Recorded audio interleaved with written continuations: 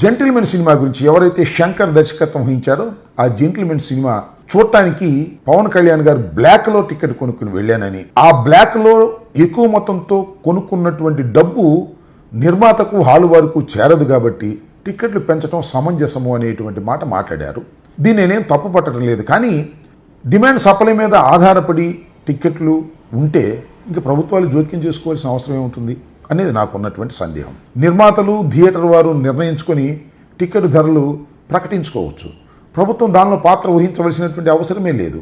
అందువల్ల పవన్ కళ్యాణ్ గారు వాళ్ళ అధికారంలో ఉన్నారు కాబట్టి, ప్రభుత్వంలో కీలక పాత్ర పోషిస్తున్నారు కాబట్టి, మీరు చెప్పినటువంటి సిద్ధాంతం నిజమే అయితే ప్రభుత్వం సినిమా ధరల మీద, టిక్కెట్ల మీద ఏ విధమైన అజమాయిషీ చేయవలసిన అవసరం లేదు అనేటువంటి మాట మాట్లాడి ఒక జీవో రిలీజ్ చేయండి. థియేటర్ యజమానులు అదేవిధంగా నిర్మాతలు మాట్లాడుకొని ఒక టిక్కెట్ రేటు ప్రతి సినిమాకి కూడా ప్రకటించుకోండి, అది మీ ఇష్ట ప్రకారం చేసుకోండి అని ప్రకటించవచ్చు కదా.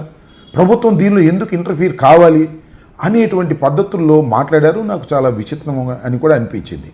దీనిలో చాలా ఇష్యూస్ దీనిలో ఇమిడి ఉన్నాయనే విషయాన్ని పవన్ కళ్యాణ్ గారు గమనించాలనేది నేను ఈ సందర్భంగా చెప్పదలుచుకున్నాను.